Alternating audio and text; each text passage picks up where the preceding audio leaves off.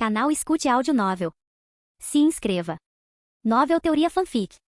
One Piece. Sistema réplica de habilidades. Capítulo 131. Um grito estranho perfurou o ar, atordoando momentaneamente os guardas ocupados. Ouvindo a comoção, vários dragões celestiais emergiram de suas residências. Ao ver o rosto de Noir, suas expressões se transformaram em máscaras de terror. Aquele homem detestável, o inimigo de Deus, o matador de Deus. Nenhum dos dragões celestiais jamais esqueceria aquela noite de chamas negras e furiosas, a noite em que Noir, sozinho, abriu um caminho de destruição pela prisão de escravos. Mais importante ainda, ele sequestrou mais de 30 nobres, e à vista de todos, executou um deles. O inferno horripilante estava marcado em suas memórias. Alguns dragões celestiais desabaram em terror, lutando para escapar. Noir, com a lâmina do diabo na mão, disse a Blueno: prepare a rota de fuga. Vou dar a eles um pequeno presente de despedida. Blueno, com uma careta, começou a criar uma porta de ar, resignado ao seu papel de motorista de fuga. Devido à grande distância, o portal se abriu lentamente, dando a Noir tempo suficiente para causar estragos. Ele saltou da torre, avançando em direção à maior concentração de pessoas como um garanhão selvagem solto.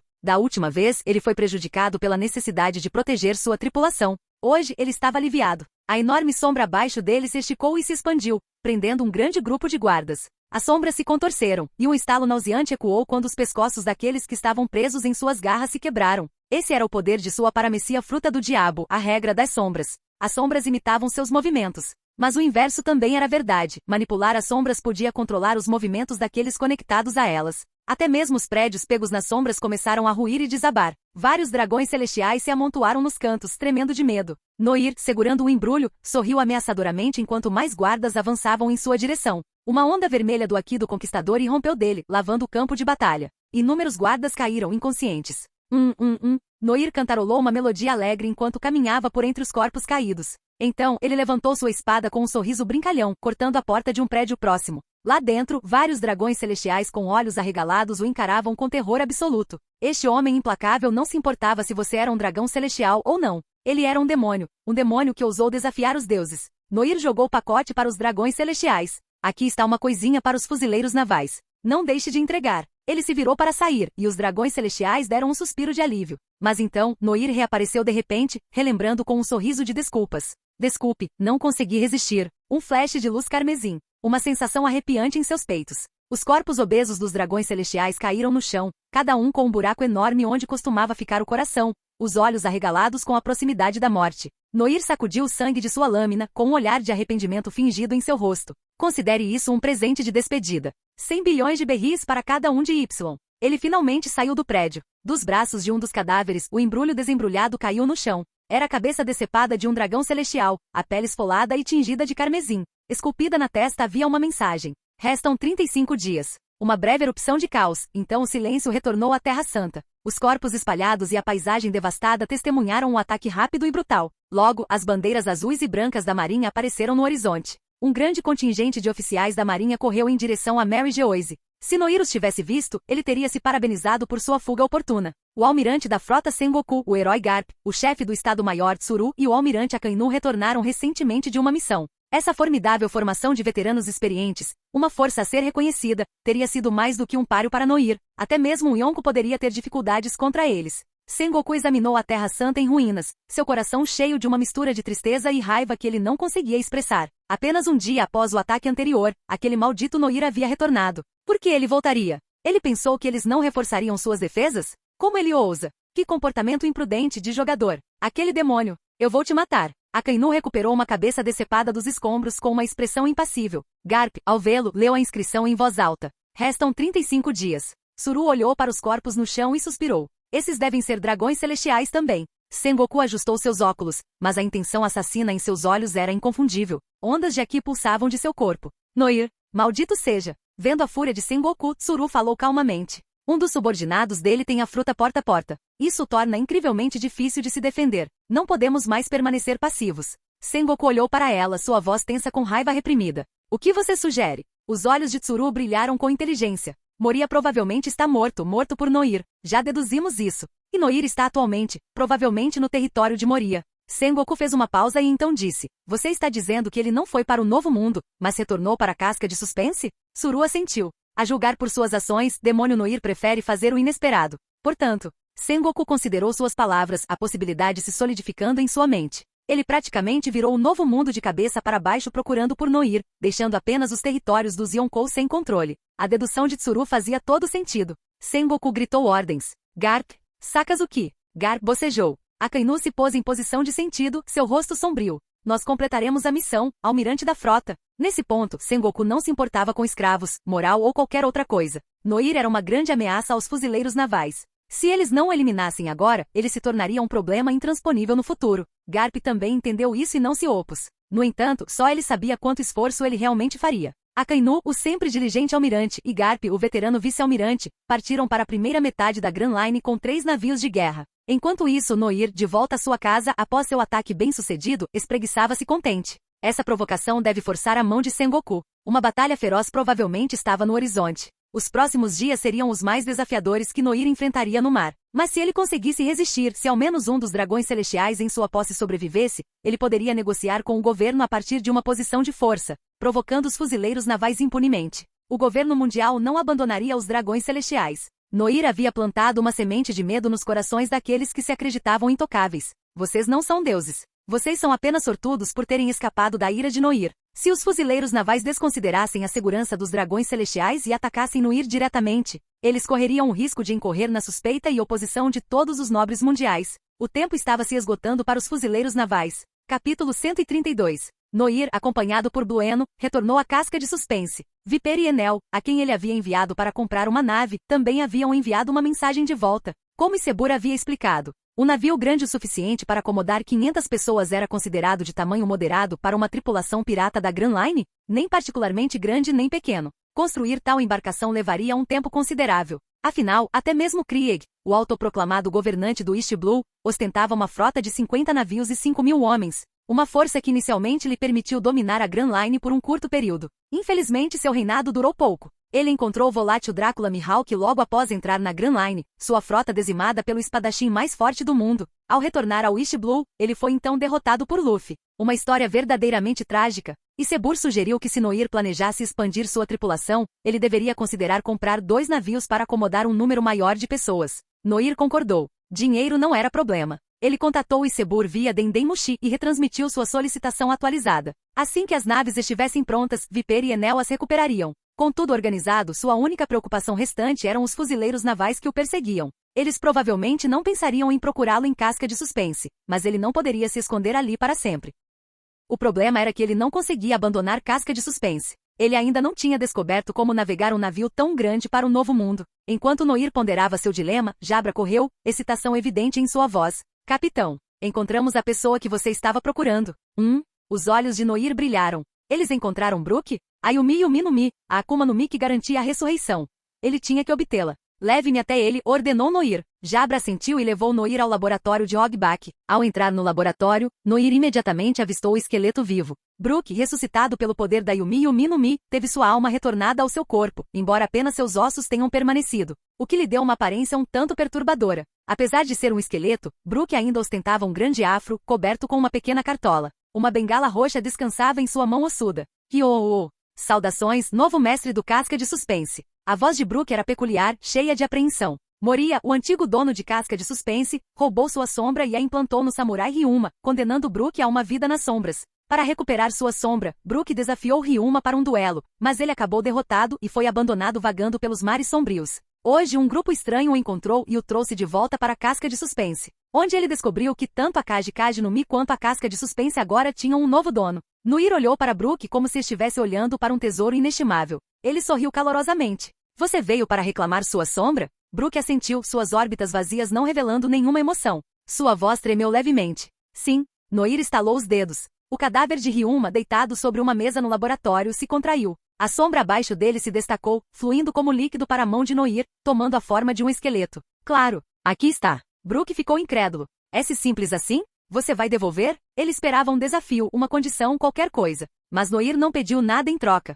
Brook, tocado pela generosidade de Noir, tirou o chapéu e fez uma profunda reverência. Minha mais profunda gratidão por devolver minha sombra. Noir mal registrou as palavras de Brook. Uma série de notificações soou em sua mente do sistema. Desta vez, houve vários alertas, deixando Noir um pouco desorientado. Encontrou uma figura-chave na história. Recompensa concedida. Rio do Submundo, um cartão de cópia universal. Após anos de acumulação, o talento inato do anfitrião melhorou em qualidade. Visitante do outro mundo, evoluiu para conquistador do outro mundo.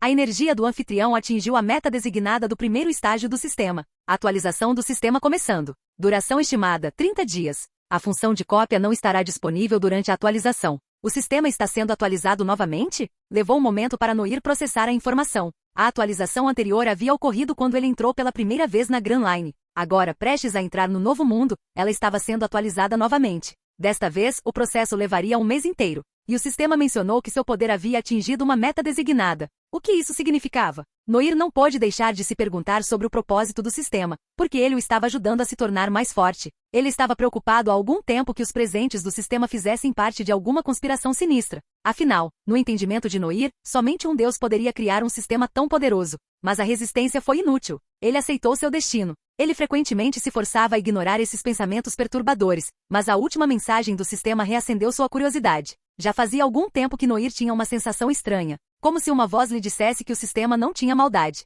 Ele até sentiu uma sensação de parentesco com o sistema, como se fosse um velho amigo. Depois de refletir por um tempo sem obter respostas, Noir deixou esses pensamentos de lado. Vamos primeiro conferir as outras recompensas. Ele concentrou sua consciência na interface do sistema, examinando seu talento inato, que havia passado por uma transformação significativa. Conquistador sobrenatural, qualidade vermelha não removível. Mantém todas as características de visitante de outro mundo. Após derrotar um oponente, a chance de recrutamento bem-sucedido aumenta em 20%. Quando a favorabilidade de uma personagem feminina em relação ao hospedeiro não é negativa, quanto mais longa a interação, mais rápido a favorabilidade aumenta, e mais alta a obediência se torna, sem qualquer declínio. Ao estabelecer um relacionamento romântico, a lealdade da personagem se torna permanentemente maximizada, e seu charme não diminui. Porque parece que meu talento evoluiu para uma direção um tanto interessante. Noir coçou a cabeça. Conquistador sobrenatural parecia focar mais em influenciar os outros do que visitante de outro mundo. O recrutamento seria moleza após derrotar um oponente. E sua atratividade para o sexo oposto havia sido amplificada. Isso é praticamente um talento para construir um harém. Noir não sabia o que fazer com isso. Seu relacionamento com Robin nem tinha progredido além da amizade. O sistema teve pena da minha vida amorosa e decidiu me dar um impulso? O eternamente alheio Noir zombou internamente. Um diabo bonito como eu precisa de ajuda com as mulheres? Devagar e sempre se ganha a corrida. Paciência é a chave. Ele estava simplesmente escolhendo não liberar seu imenso charme. Caso contrário, ele estaria se afogando em admiradores. Depois de justificar seu status de solteiro para si mesmo, Noir relutantemente abandonou o talento de conquistador do outro mundo e se concentrou na outra recompensa. Rio do Submundo. O nome em si soou impressionante. Quando Noir viu a descrição da habilidade, seus olhos se arregalaram de excitação. Ele estava preocupado em como transportar casca de suspense para o novo mundo, e aqui estava a solução. O Rio do Submundo não era apenas uma habilidade, era uma dimensão de bolso. Capítulo 133. Noir comandou os piratas do submundo, conduzindo casca de suspense em direção a um local específico. Uma vez lá, ele levou todos até a proa do navio, de onde puderam contemplar o mar à sua frente. Luxie, intrigado, perguntou: "Por que você nos trouxe aqui?" Noir sorriu fracamente. "Para mostrar a você minha nova habilidade." Ele estendeu a mão, pressionando-a contra o ar. "Pessoal, vamos fazer uma viagem para o submundo." Quando sua voz caiu, um enorme vórtice apareceu no ar diante dele, e uma espessa névoa negra começou a se espalhar pelo mar. Essa névoa era ainda mais assustadora do que as brumas do Triângulo Floriano. Ela lentamente envolveu o navio inteiro, engolindo-o inteiro. Da perspectiva de um observador externo, o navio colossal, do tamanho de uma ilha, simplesmente desapareceu, consumido pela névoa negra. Os piratas do submundo entraram em pânico. Luxie, com a expressão sombria, observou os arredores. "O que está acontecendo?" Robin rapidamente notou algo incomum e apontou para o mar. A água, o que ela se tornou? O mar azul havia se transformado em algo estranho e opaco. No entanto, não era turvo. Parecia estranhamente puro, até mesmo brilhando com tênues pontos de luz.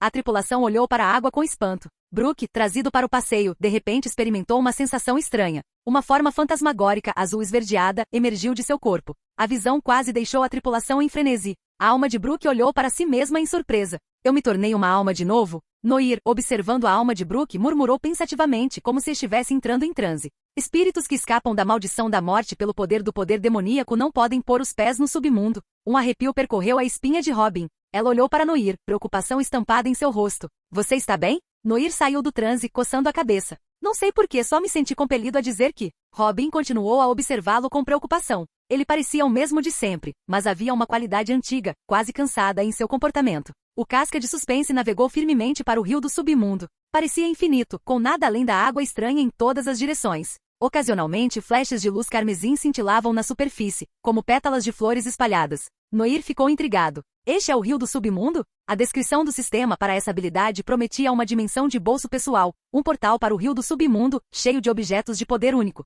Mas não havia nada aqui além do mar, nem uma única outra coisa à vista. E se isso fosse realmente o submundo, não deveria haver algum tipo de estrutura? Os deuses do submundo não estavam de serviço? Esqueça, vamos voltar. Noir disse, balançando a cabeça em decepção, virando-se para dar a ordem à sua tripulação. Nenhuma resposta. Noir girou. Todos no navio tinham desaparecido. O que? Ele rapidamente estendeu seu aqui de observação. Seus sentidos foram amplificados neste mar estranho, e ele rapidamente localizou todos. Estavam todos, incluindo a forma de alma de Brook, caminhando na mesma direção, com os olhos vazios e os passos medidos. Sim, caminhando. Eles estavam caminhando na superfície do rio do submundo. Todo o grupo, como zumbis irracionais, pisou na água, que permaneceu imperturbável sem uma única ondulação. Em pânico, Noir correu atrás deles. Você pode andar no rio do submundo? Sério? Ele saltou na água, meio acreditando, meio duvidando. Respingo. Um tanto corpulento, Noir criou um grande impacto, afundando rapidamente em direção ao fundo. A expressão de Noir era de total descrença enquanto ele prendia a respiração. Como isso é possível? Eles podem andar sobre as águas, mas eu não? Ele agitou os membros, nadando desajeitadamente em direção à sua tripulação. Depois de lutar por um tempo, Noir notou algo peculiar. Ele conseguia respirar debaixo d'água, e a pressão e a flutuabilidade usuais do mar estavam completamente ausentes. Seus movimentos na água pareciam ser controlados por sua própria vontade. Finalmente, ele alcançou sua equipe que caminhava rapidamente. Bloqueando o caminho deles, ele gritou. Ei, alô? Luxie, acorda. Estou fazendo caretas para você. Jabra. Se você não me responder, eu corto sua. Robin, diga alguma coisa. Vou levantar sua saia. Ele gritou e berrou, mas eles permaneceram inexpressivos, continuando sua marcha constante na mesma direção. Noir suspirou. Eu deveria simplesmente nocautear todos eles e arrastá-los de volta? Mas são muitos. Enquanto ele tentava encontrar uma solução, algo mudou a distância. Um objeto brilhante emergiu da vasta extensão do mar. Um espelho verde como esmeralda apareceu na superfície como que por mágica. Todos se reuniram em volta do espelho como peregrinos em um local sagrado. Noir observou curiosamente, mas eles não fizeram nada além de olhar para o espelho. Perdendo a paciência, Noir agarrou o espelho. Robin e os outros imediatamente desviaram o olhar para ele. Confuso, Noir tentou descobrir para que servia o espelho. Distraidamente, ele inclinou o espelho em direção a Robin. A superfície, que antes não refletia nada, agora exibia a imagem de Robin. Então, imagens piscaram na superfície do espelho. Como pequenos videoclipes, várias cenas eram reproduzidas em sucessão. A primeira cena retratava um inferno furioso. Uma pequena figura perseguida por um homem alto e imponente escapou das chamas. Noir os reconheceu instantaneamente. Um jovem Robin e Aokiji. Era a destruição de Chara. Por que o espelho está mostrando isso? O próximo clipe mostrou um gigante grande e redondo. Noir se lembrou de Robin mencionando um fuzileiro naval que a salvou quando criança, uma pessoa que ela considerava seu benfeitor. O terceiro clipe foi ainda mais surpreendente. Ele mostrou o próprio Noir. A cena retratava Noir e Robin no navio, a primeira vez que ele sondava seus pensamentos ocultos, a primeira vez que ele lhe oferecia um lugar em sua tripulação. Várias outras cenas passaram rapidamente, algumas mostrando o passado de Robin no submundo, outras retratando momentos com Noir. Muitas das cenas eram completamente desconhecidas para Noir. Por exemplo, Noir olhou para o espelho, estupefato. No vídeo, Robin e ele estavam se casando? Mas o casamento foi bizarro. Os garçons estavam vestidos de fantasmas e goblins, e pequenos zumbis tortos atendiam os convidados.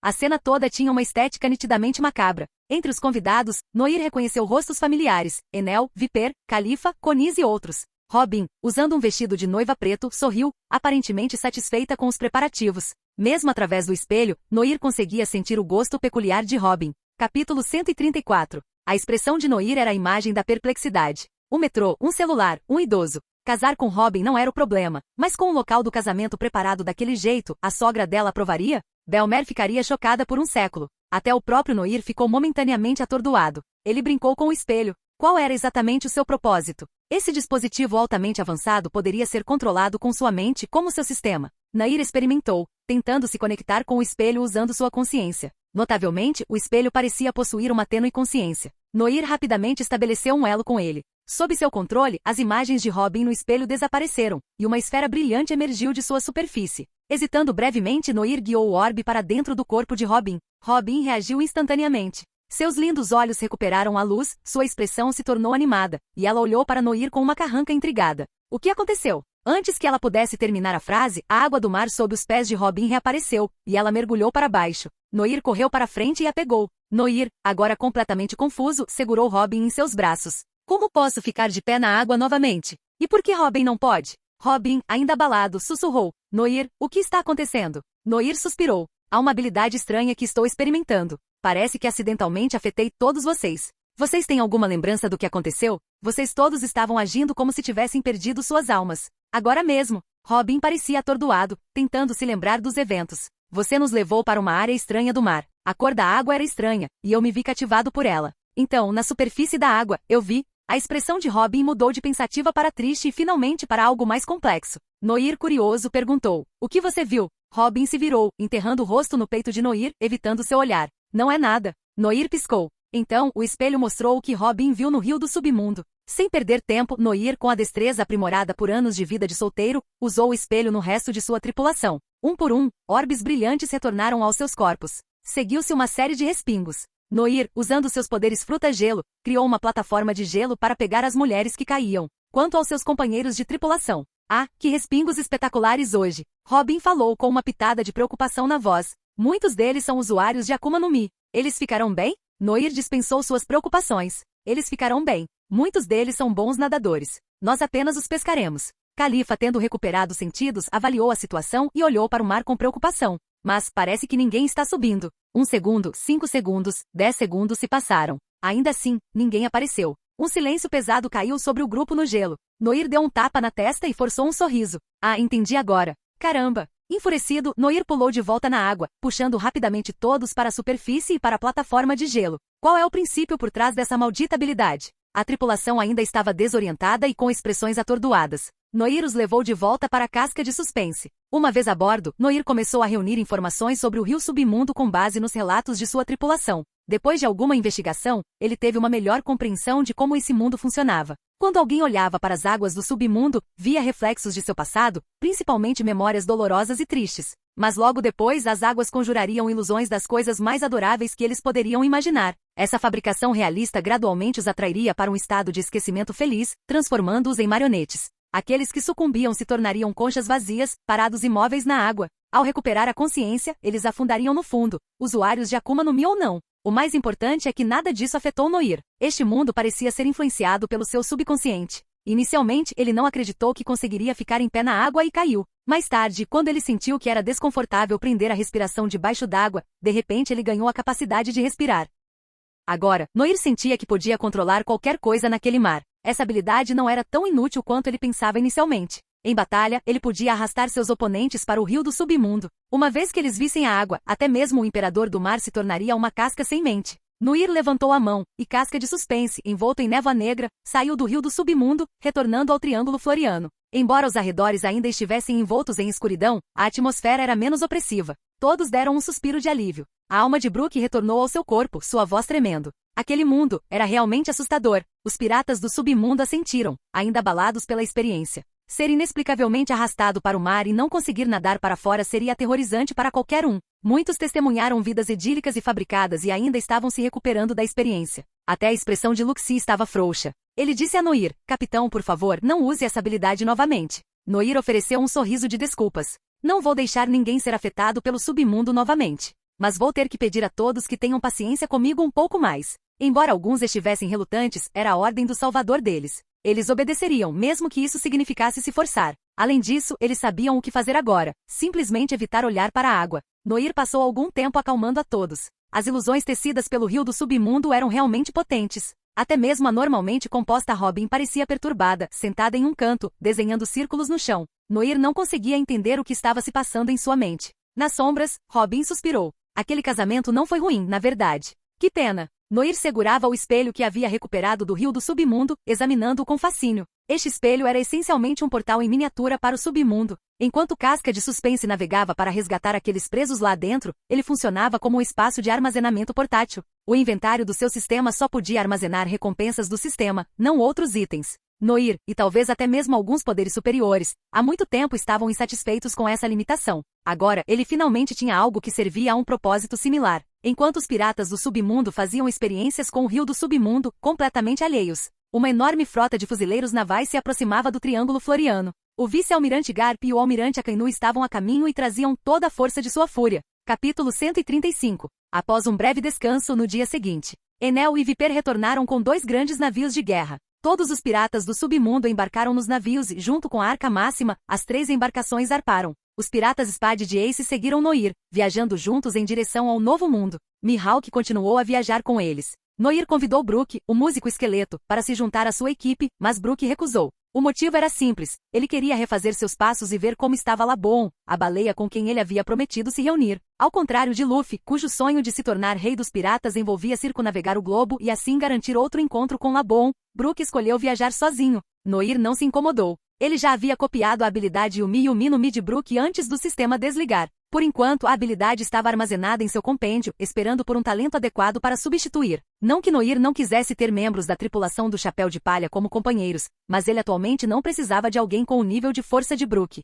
Ele não estava buscando ativamente expandir sua tripulação no momento. Ele já tinha um número considerável de indivíduos poderosos sob seu comando. Os piratas do submundo serviam como sua força de base, sua lealdade e força de combate rivalizavam com qualquer outra tripulação no Novo Mundo. Seus executivos Enel, Viper, Luxie e os outros, eram lutadores formidáveis. O que faltava em Noir eram combatentes de alto nível, indivíduos que pudessem enfrentar os mais fortes do mundo. Caso contrário, um único almirante da marinha seria o suficiente para lhe dar problemas. Se os fuzileiros enviassem 2, ou mesmo um oponente de nível Shichibukai, Enel e os outros não seriam capazes de lidar com isso. Noir entendeu a força de Brook. Embora respeitável, ela era, em última análise, ilimitada. A pessoa que Noir realmente queria recrutar era Drácula Mihawk. E Crocodile também não seria uma má adição. O Arca Máxima liderou o caminho, emergindo da névoa para o mar aberto. Robin, segurando o log pose, os manteve no curso, enquanto Noir continuou a importunar Mihawk. Olhos de gavião, você não gostaria de se juntar à minha tripulação? Noir persistiu, tentando ao máximo persuadir o espadachim. Mihawk, como nobre elegante, sorveu seu vinho enquanto se aquecia ao sol. Não. No entanto, participar da ação de vez em quando pode ser bastante estimulante. Assim que Noir estava prestes a tentar novamente, Mihawk o interrompeu. Mas, se você realmente retomar e ocupar Noiten, eu poderia considerar me mudar para lá. Os olhos de Noir brilharam. Mudando para lá? Isso não era essencialmente o mesmo que se juntar à sua equipe? As intenções de Mihawk eram claras. Hospedagem gratuita, tratamento excelente. E fundamentalmente alguém prontamente disponível como parceiro de treino, com a liberdade de escolher se quer ou não participar das batalhas. Mihawk viu a força e a sinceridade de Noir, o que influenciou sua decisão. Foi um acordo mutuamente benéfico. Tanto Noir quanto Mihawk sentiram que tinham ganhado algo com o acordo. Agora, Noir estava ainda mais curioso sobre Noiten. Era hora de estabelecer seu próprio território. Ter seu próprio reino forneceria um refúgio seguro para as pessoas que ele resgatou de Mary Geoise. Era uma situação ganha-ganha. Nesse momento, várias explosões ecoaram pelo mar distante. Enel, com seu alcance excepcional de percepção, foi o primeiro a sentir que algo estava errado. Ele se transformou em relâmpago e voou para o céu, seu cajado dourado liberando uma barragem de raios. Balas de canhão pretas explodiram no ar, revelando a posição do inimigo. A expressão de Noir ficou séria. Eles nos encontraram tão rápido, como esperado de Sengoku. Os piratas do submundo levantaram suas armas, seus rostos iluminados de excitação.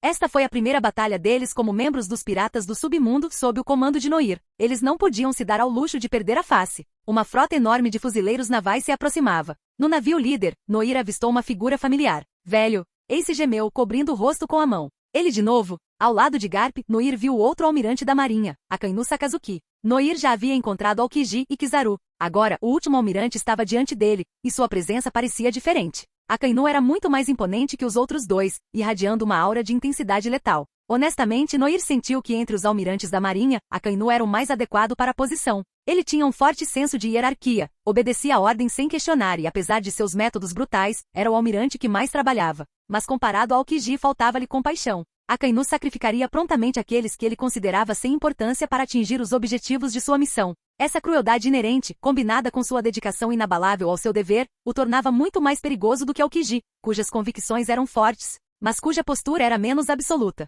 Um almirante da marinha e herói dos fuzileiros navais. Sengoku realmente tem uma grande consideração por mim, Noir comentou com um sorriso irônico. No navio vizinho, Ace, protegendo os olhos com a mão, sorriu. Tantos fuzileiros. Vou cuidar desse. Com isso, Ace saltou no mar e pousou em um pequeno barco. Chamas irromperam dos pés de Ace, impulsionando o barco especialmente projetado para frente, deixando um rastro de fogo em seu caminho. Garp observou Ace se aproximar, seu rosto franzido com uma carranca. Ace, você está me causando problemas de novo. Ace abriu um sorriso brilhante, seu punho direito reunindo chamas enquanto ele o puxava para trás. Ele então desferiu um soco poderoso. Punho de fogo. Um punho laranja flamejante, tingido de branco, avançou em direção ao navio de guerra da marinha. É o pirata, Portigas de Ace. Saia do caminho. Esse é o punho de fogo dele. Enquanto os fuzileiros navais lutavam para evitar o ataque, uma figura imponente deu um passo à frente. O rosto severo de Akainu permaneceu impassível. Ele murmurou com desdém que presunçoso. Uma onda de calor intenso emanou dele enquanto lava derretida, como um vulcão em erupção, formou um punho e colidiu com o ataque de Ace. O punho de magma e o punho de fogo se chocaram, criando uma violenta explosão de calor. O magma envolveu as chamas de Ace, como uma hiena atacando sua presa, consumindo implacavelmente as chamas alaranjadas. Mas quando o magma atingiu as pequenas manchas de fogo branco, seu avanço vacilou. Embora o punho de fogo tenha sido finalmente extinto, Akainu olhou para Ace com surpresa. Esse fogo é estranho. A temperatura está incrivelmente alta. Capítulo 136. Vendo seu normalmente imparável punho de fogo facilmente dispersado, a expressão de Ace ficou séria. Ele acendeu suas chamas mais uma vez e avançou em direção à nave de guerra. Enquanto os navios se aproximavam perigosamente, Noir gritou: "Preparem-se para a batalha." Ele então sacou a lâmina do diabo e seguiu Ace, pronto para intervir se necessário. Os 4 navios dos piratas do submundo, junto com a embarcação de Ace, foram rapidamente cercados pelos navios de guerra da marinha. O combate corpo a corpo era iminente. Com um movimento de pulsos, Robin abriu uma fileira de braços ao longo da lateral do navio, empurrando uma onda de fuzileiros navais para o mar. Jabra, Califa e os outros, utilizando sua maestria no Rokushiki, dominaram sem esforço os fuzileiros navais, que haviam treinado as mesmas técnicas. Enel, seu cajado dourado transformado em um tridente por um raio, avançou para a briga, suas pernas envoltas em dragões de trovão crepitantes e realistas. Ele virou navios da marinha um após o outro. Viper e Luxi foram ainda mais diretos. Os 2 usuários fisicamente poderosos de fruta do diabo rasgaram seus oponentes, deixando um rastro de fuzileiros navais derrotados em seu rastro. Finalmente, os vice-almirantes, enviados por Garp e Akainu, deram um passo à frente para conter a onda do feroz ataque pirata. Momonga, de pé entre os vice-almirantes, sacou sua katana, seus olhos fixos em Enel. Enel, seu reinado de terror acaba aqui. Enel explodiu em gargalhadas maníacas, algum talento passivo aparentemente acionado. Pode vir.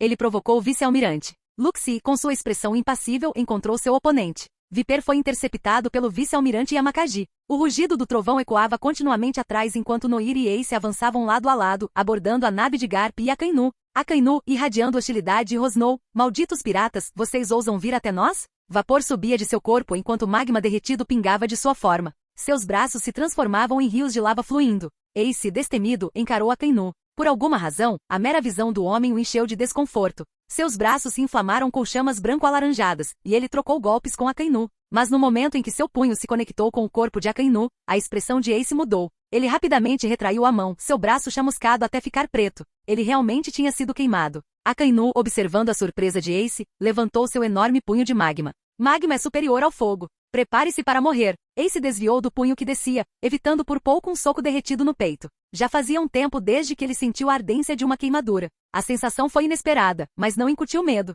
Em vez disso, uma faísca acendeu nos olhos escuros de Ace. Um sorriso confiante se espalhou por seu rosto enquanto ele murmurava: "Se fosse apenas meu próprio poder, minhas chamas talvez não conseguissem queimar você. Mas agora, meu fogo carrega mais do que apenas minha própria força." A testa de Akainu franziu levemente. Ace colocou a mão esquerda no pulso direito, o sangue em seu corpo fervilhando enquanto ele levava seus poderes da Mera no Mi ao limite absoluto. Sua energia pareceu drenar instantaneamente, seu rosto empalideceu assustadoramente. Então, uma pequena chama brilhou para a vida em sua palma. Diferentemente de suas chamas branco-alaranjadas habituais, esta chama estava comprimida em um ponto pequeno e intensamente quente, piscando de forma instável. Não era branco puro, mas sim um branco pálido e ameaçador que irradiava uma aura de perigo e medo. Akainu olhou para a pequena chama, com um sorriso de escárnio no rosto. "Você acha que pode me derrotar com isso?" O suor escorria pelo rosto de Ace enquanto ele sorria, uma expressão tensa, mas confiante em seus lábios. "Vamos descobrir. Espero que Noir consiga me tirar da água depois." Com Akainu ocupado, Noir se viu enfrentando Garp. Os punhos de ferro de Garp, revestidos de Aki, atingiram a lâmina de Noir com golpes pesados e retumbantes. Noir levantou lâmina do diabo, desesperadamente aparando o ataque implacável. Que diabos? Quem é o personagem principal aqui? A força física desse velho é insana. Seu Busoshoku Aki é 2 vezes mais forte que o meu. Noir tinha adquirido recentemente o talento Aki de Garp e ainda não tinha alcançado o nível de maestria do velho. Ele foi pego de surpresa pela força bruta dos ataques. Garp riu ruidosamente. "O que foi, Noir? Onde está aquele poder que você usou para causar estragos em Mary Geoise?" Provocado, Noir, que nunca recua diante de um desafio, cerrou os dentes. "Droga, você está me forçando a ficar sério." Assim que ele falou, Garp, que tinha acabado de dar um soco casualmente, congelou de repente. Ele olhou para baixo e viu a parte inferior do seu corpo envolta em gelo. Noir, transformado em luz, desapareceu instantaneamente. Sua lâmina cortou em direção à sombra de Garp. Garp quebrou o gelo, recuando sem esforço para evitar o ataque. Noir escorregou para as sombras. As sombras no convés ondulavam e fluíam, formando tentáculos sombrios que serpenteavam em direção a Garp, tentando prendê-lo. Garp bateu o punho no convés em aborrecimento, partindo o navio em dois.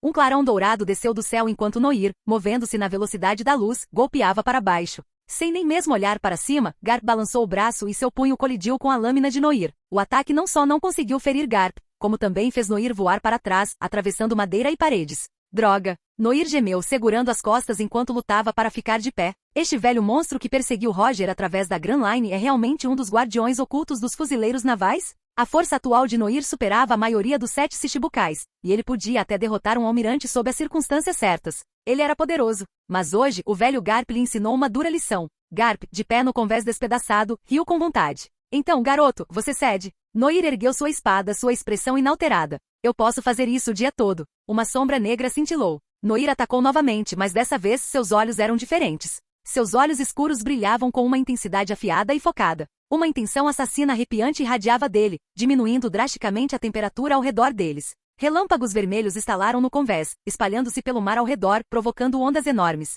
Foi como se Noir tivesse arrastado Garp instantaneamente para o próprio inferno. Sentindo a pressão crescente contra seus punhos como se influenciado pela aura opressiva, Garp sorriu animadamente. Agora sim. Noir cerrou os dentes, empurrando sua força para a lâmina. De repente, uma força ainda mais aterrorizante surgiu de volta através da espada, ameaçando quebrar seu braço. Ele liberou o Aqui do armamento e do conquistador, testando seus limites. Ele não ficaria atrás em um confronto de Aqui. Os dois estavam presos em um impasse, seus Aqui colidindo violentamente. Assim que Noir estava prestes a liberar ainda mais poder, uma onda de calor intenso os atingiu. Uma pequena faísca branca e pura desceu do céu, pousando suavemente antes de explodir em um inferno devastador. Um pilar branco pálido de fogo disparou em direção aos céus. A força da explosão sacudiu o próprio ar. Noir e Garp foram pegos de surpresa e lançados voando pela explosão. À medida que o fogo branco se dissipava, uma nuvem em forma de cogumelo permanecia no céu onde a explosão havia ocorrido. Noir, coberto de fuligem, agarrou-se a um pedaço de madeira flutuante. Garp, esfregando a cabeça, bocejou e olhou para cima. Então, os corpos de ambos ficaram rígidos enquanto olhavam incrédulos para o centro da enorme explosão. Um redemoinho gigantesco se agitava no mar, a água deslocada ainda chovia do céu. Navios da marinha próximos tinham sido completamente destruídos. Ace acabou de criar uma bomba nuclear? Seriamente? Capítulo 137. Noir olhou fixamente, olhos arregalados de choque, para a explosão massiva na superfície do mar. Alguns fios de fogo branco ainda tremeluziam e dançavam nas ondas. Ace deve ter desenvolvido uma chama especial de alta temperatura e então usado compressão e expansão para criar uma bomba.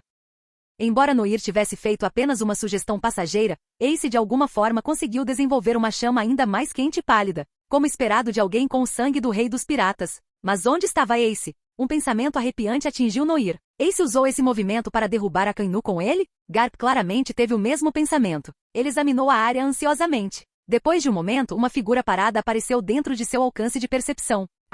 Uma figura carbonizada quase irreconhecível flutuava sem vida nas profundezas, afundando lentamente. O pânico tomou conta de Noir. Ele mergulhou a mão na água. O mar fervente esfriou rapidamente, uma camada de gelo se formando na superfície. O gelo se espalhou, engrossando, alcançando Ace até que Noir finalmente o agarrou. Com golpes furiosos da lâmina do diabo, Noir quebrou o gelo e rapidamente tirou seu amigo da água. Garp não interferiu, observando-os com uma expressão complexa. Graças a Deus ele está bem, aquele garoto imprudente. Enquanto o velho estava ali perdido em pensamentos, uma leve agitação sob o gelo chamou sua atenção. Era Sakazuki, preso dentro da camada congelada. Akainu também não estava em boa forma. Ele estava inconsciente, coberto de queimaduras graves, seus braços particularmente gravemente feridos. Seus músculos geralmente salientes pareciam ter encolhido significativamente. O olho de Garp tremeu. É um milagre que ele tenha sobrevivido a uma explosão tão próxima. Akainu estava fora de ação, assim como Ace. Deve ter sido um movimento suicida de Ace, como se Luffy estivesse se esforçando ao máximo com Gear Second e Ferd simultaneamente.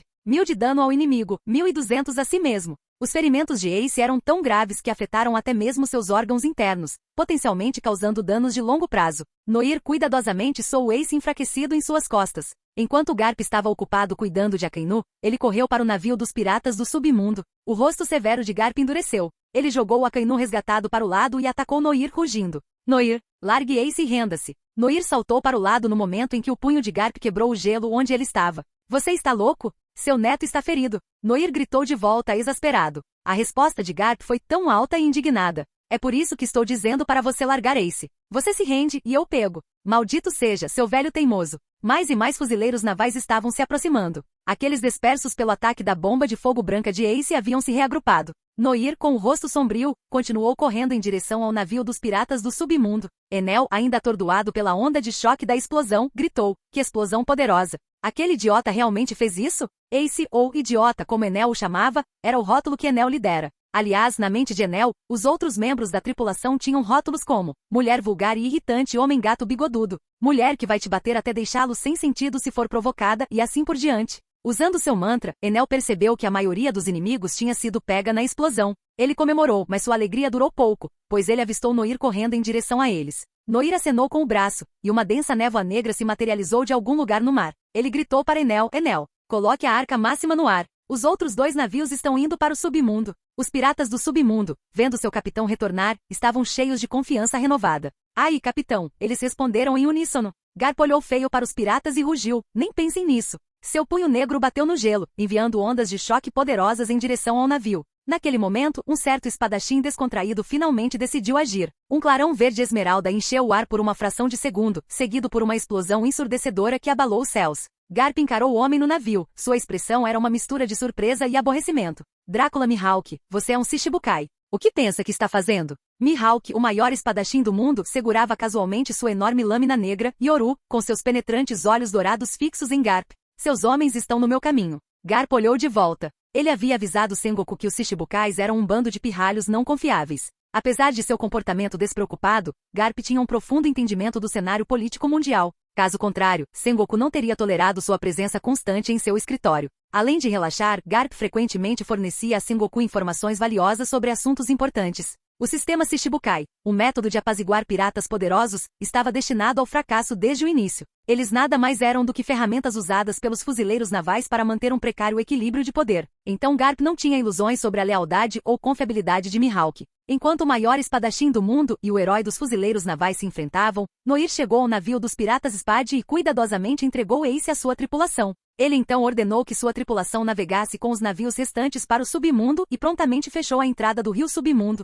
A frota da marinha, deixada para trás em um silêncio atordoado, olhou para os piratas do submundo desaparecendo, suas mentes girando. Que habilidade demônio Noir copiou agora? Como ele fez aquelas naves desaparecerem no ar? O rio submundo era a dimensão pessoal de Noir, e ele podia abrir sua entrada onde quer que estivesse. Tudo que Noir precisava fazer era embarcar na arca máxima e voar para um local seguro. Espera, olha, aquele navio está voando. Um fuzileiro apontou para a arca máxima em descrença. Garp observou a nave de Noir ascender, com um olhar de admiração em seu rosto. Que embarcação magnífica! Mas como um oficial de alta patente da marinha, esquivar era uma habilidade básica. Garp se impulsionou no ar, rapidamente se aproximando do casco do arca máxima. Você não vai escapar, ele rugiu. Noir se transformou em luz, pairando no ar para enfrentar Garp em combate. Com a experiência de seu encontro anterior, Noir lutou com mais confiança desta vez. Quanto mais eles lutavam, mais surpreso Garp ficava. Embora ainda cru, o Haki de Noir carregava uma sensação familiar. Parecia o Haki único de Garp, mas tinha uma essência nova e distinta, como se o próprio Garp tivesse treinado Noir.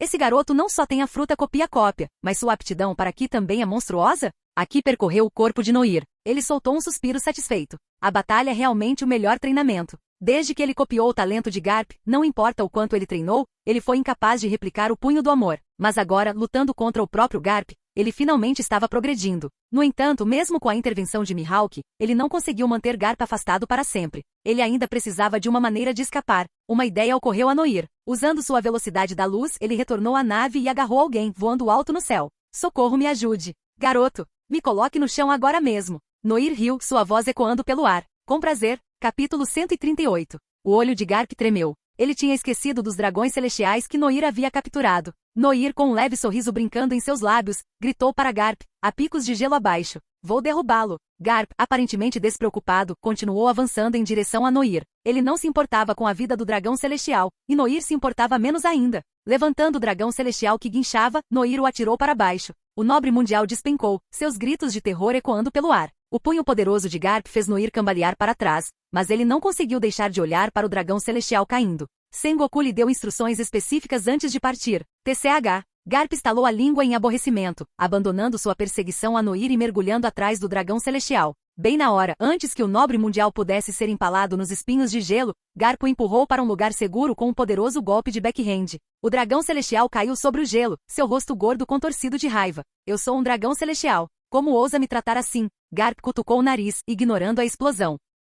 Qualquer um que pudesse realmente ameaçar Garp provavelmente nem havia nascido ainda. Enquanto isso, Noir, tendo desviado Garp com sucesso, alcançou a arca máxima, que havia navegado uma distância considerável. Ele se virou para Garp, com um sorriso presunçoso no rosto. Adeus, senhor vice-almirante. O arca máxima crepitava com raios azuis, suas rodas de pás gêmeas giravam enquanto acelerava. Ah, e mais uma coisa, Noir acrescentou, estalando os dedos. Uma brisa suave bagunçou seu cabelo escuro, revelando um sorriso triunfante. Nunca cometa o erro de me subestimar. O coração de Garp pulou uma batida com as palavras de Noir. Ele se virou para olhar para o dragão celestial vociferante ao lado dele. Como se respondesse a um comando, o corpo do nobre mundial começou a convulsionar violentamente. A sombra sob seus pés se contorceu e se desprendeu, voando de volta em direção a Noir. O destino de uma pessoa sem sombras exposta à luz do sol era uma conclusão precipitada. Não, pare! Os gritos do dragão celestial se transformaram em berros de agonia enquanto seu corpo, banhado pela luz do sol, rapidamente se desintegrava em uma pilha de cinzas. Os fuzileiros ficaram horrorizados, mas Garp permaneceu calmo, com os olhos semicerrados. A habilidade de Moria. A bordo da arca Machine, Noir brincou com a sombra em sua mão, absorvendo-a de volta em seu corpo. Essa era a técnica de assassinato ativada remotamente de Noir, explorando a fraqueza dos seres sem sombras à luz do sol. Ele extraiu a sombra do dragão celestial e a substituiu por uma artificial que ele podia controlar. Isso permitiu que o nobre do mundo andasse na luz do sol sem ser detectado. Mas sempre que Noir desejava, ele podia remotamente chamar a sombra, acabando instantaneamente com a vida da pessoa. Olhando para a pilha de cinzas que restava do dragão celestial, a voz de Noir ecoou à distância, restam 34. Diga a Sengoku para não me pressionar muito. Observando a arca máxima desaparecer no horizonte, Garp sentou-se pesadamente no gelo, com uma expressão preocupada no rosto. Navegar com um conspirador desses, só o torna mais perigoso. O quartel-general da Marinha havia enviado 2 caças de primeira linha e vários vice-almirantes, mas os piratas do submundo escaparam. Embora a notícia de que Noir sequestrou dragões celestiais e ameaçou o governo mundial tenha sido suprimida, o fato de que um almirante e Garp estavam envolvidos não pôde ser escondido do Jornal de Economia Mundial.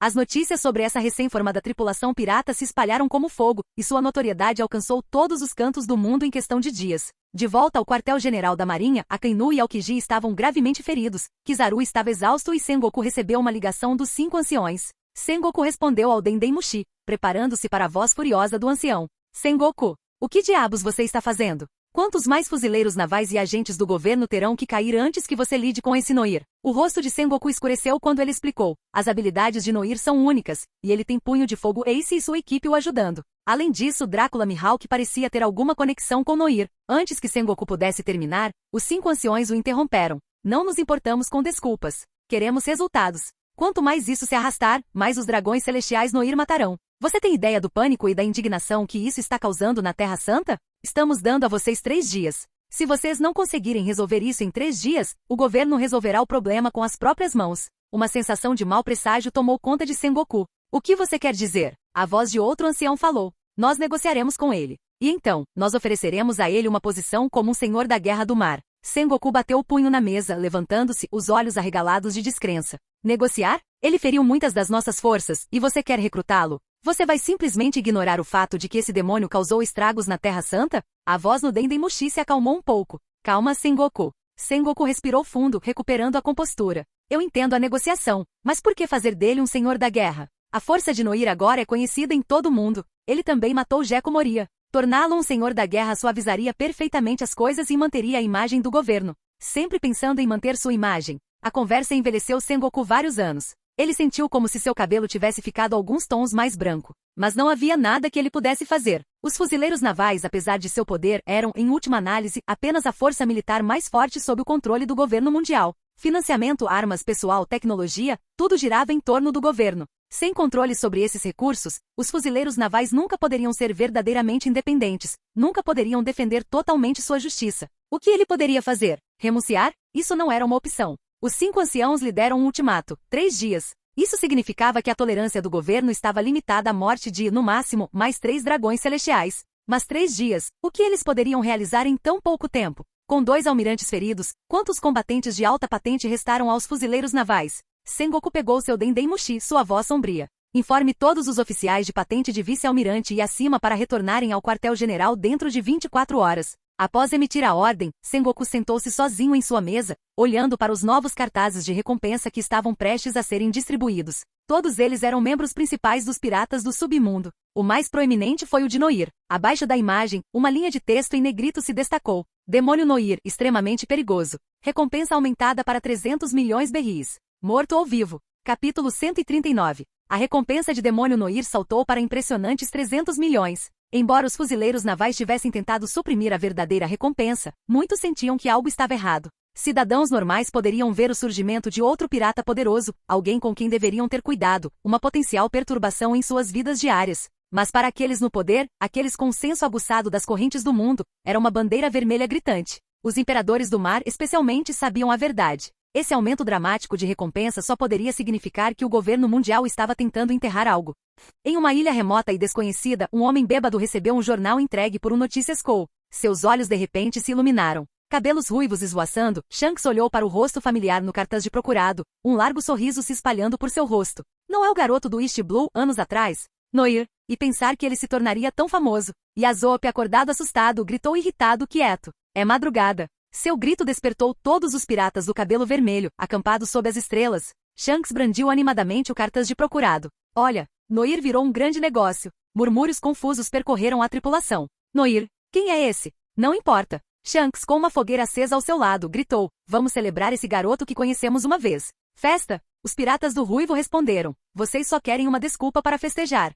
Enquanto isso, no Novo Mundo, no navio de outro imperador, o homem mais forte do mundo, Barba Branca Edward Neugat. Marco, o comandante da primeira divisão, apresentou um novo cartaz de procurado. Neugat, seu enorme bigode crescente, um testamento de seu poder, recostou-se em sua cadeira enorme e olhou para o papel com desdém. Mais dos acobertamentos do governo. Roubar o tributo celestial não justificaria tanto. O que mais esse Noir fez? Ele olhou para Marco. Olhe para isso. Marco, fingindo desinteresse, assentiu. Sim, Pops. Quando Marco saiu, Neugat olhou para outro cartaz de recompensa. O novo de Ace, a imagem do jovem ainda mais desafiadora, as chamas parecendo saltar da página. Purtigas de Ace. Neugat olhou para o rosto jovem, seus pensamentos vagando para anos passados, a era da pirataria desenfreada. E para um homem tão poderoso que até Neugat o levou a sério. Ele colocou o cartaz de recompensa de Ace no chão, perdido em pensamentos. O cartaz de procurado chegou aos imperadores e também à família de Noir no East Blue. Na Vila Kokoyazi, a paz reinava. A crescente reputação de Noir como o caçador mais forte manteve os problemas longe de sua casa. A luz do sol da manhã banhava a vila, uma tranquilidade quebrada por duas vozes animadas. Belmer-san, olha, a recompensa do sensei é enorme. Kaede e Naomi romperam pela porta de Belmer, transbordando de excitação. Belmer, vindo do laranjal, olhou para eles com surpresa. Nojiko pegou o cartaz de procurado com um sorriso. Ela leu em voz alta. Noir, capitã dos piratas do submundo, usuária da fruta copiar, comanda mais de 500 homens. Crimes: atacar um almirante da marinha, matar o senhor da guerra Jeco Moria, roubar o tributo celestial. Os olhos de Nojiko brilharam de orgulho. O irmão mais velho é incrível. Belmer pegou o pôster com uma exasperação carinhosa na voz. Aquela criança inquieta. Apesar das palavras, seu orgulho era evidente. Nojiko, agitando o cartaz animadamente, parou de repente. Onde está Nami? Ela sabe? Kaede e Naomi congelaram, suor escorrendo em suas testas. Bem, nós não sabemos. Belmer estreitou os olhos. O que você está escondendo? As duas garotas trocaram olhares e deixaram escapar. Nami-chan saiu escondida para roubar piratas de novo. O quê? Belmer rugiu como uma mãe tigresa, fazendo as três garotas tremerem. Nami, aquela desobediente. Na costa, Nami, com uma grande bolsa pendurada no ombro, tremia. Ela tinha essa sensação sempre que algo ruim estava prestes a acontecer. Mas está tudo bem. Desta vez, eu tirei a sorte grande. Nami sorriu, imaginando suas riquezas futuras. Dinheiro era algo que ela nunca poderia ter muito. Ela tirou um cartaz de procurado do decote, o primeiro de Noir, com a recompensa menor. Ela o amassou com os dentes cerrados. Ela teve um baú de tesouros uma vez e o estimou. Mas então Noir foi embora, e seu tesouro desapareceu. Ela chorou por dias, não porque seu irmão tinha ido embora, mas porque seu dinheiro tinha ido embora. Todo mundo sabia quem o tinha levado. Mas agora, o nariz de Nami estava empinado no ar enquanto ela dava tapinhas em sua bolsa. Noir tinha ido embora há um tempo, e ela tinha feito uma fortuna. Ele ficaria com tanta inveja. Ha ha ha ha. Sua risada ecoou pela costa, assustando Notícias Cole que estava próximo, que caiu no chão. Um cartaz de procurado caiu, dando um tapa no rosto de Nami. Ela o arrancou irritada e viu Noir novamente. Outro cartaz de procurado? Seus olhos se transformaram em sinais de Belry quando ela viu a recompensa. Mas então ela viu a menção do tributo celestial e congelou. Porque ele ainda era mais rico que ela. Capítulo 140. Atim. A bordo da Arca Machine, voando pelo céu, Noir ficou no convés e espirrou violentamente. Ele esfregou o nariz, resmungando enquanto olhava para cima. A educação especial da família Belmer lhe disse que Nami estava definitivamente falando mal dele de novo. Na próxima vez que se encontrassem, ele encontraria uma desculpa para lhe dar uma boa surra. Noir voltou para a cabana, com uma pilha de cartazes de recompensas nas mãos e um sorriso nos lábios. Luxie estava alimentando a Tori, seu pombo branco. Viper estava esparramado no chão, roncando suavemente. Kunis estava brincando com Suu, sua raposinha. Robin, vendo Noir entrar, perguntou. E então? Noir assentiu. Estamos longe o suficiente. Diga a Enel que ele pode parar de gerar eletricidade. Robin olhou para Viper, que imediatamente se levantou e foi até o convés inferior para transmitir a mensagem a Enel. Ninguém ousou desobedecer à rainha do submundo. Quando Enel retornou à sala de reuniões, Noir colocou a pilha de cartazes de recompensas na mesa. Todos aqui, inclusive eu, agora têm uma recompensa. Os olhos de Enel se iluminaram, sua fadiga anterior esquecida. Excelente! Quanto Beli eu tenho? Todos olharam para os posteres. As fotos pareciam ter sido tiradas no arquipélago de Sabaldi. Enel pegou seu próprio cartaz de recompensa, seus olhos examinando os detalhes com antecipação. Enel 10.000 trovões, oficial-chave dos piratas do submundo, usuário de tipologia fruta-trovão. Recompensa, 150 milhões Beli. Enel explodiu ao ver seu epíteto. O que são 10.000 trovões? Eu sou claramente o deus do trovão, ele rugiu indignado. Noir revirou os olhos. Você acha que o governo mundial é seu fã, dando a você um título que soa legal? Eles escolherão o que fizer você soar mais ameaçador. Até meu próprio epíteto é terrivelmente insosso. E você quer, Deus do Trovão. Enel resmungou, mas cedeu. De qualquer forma, uma primeira recompensa de 150 milhões Beli foi impressionante, mesmo na Grand Line. Viper olhou para seu próprio pôster com satisfação. A descrição era similar à de Enel. Viper, Deus da Guerra, oficial-chave dos piratas do submundo, usuário da Akuma no Mi Zone antiga, suspeito de Ryu no Mi modelo. Pteranodon. Recompensa, 130 milhões Beli. Enel, vendo a recompensa de Viper, imediatamente se sentiu melhor. Ele caiu na gargalhada, provocando Viper. 130 milhões Beli. Ha, menos que o meu. O rosto de Viper escureceu. Ele tinha sido superado, e isso doeu.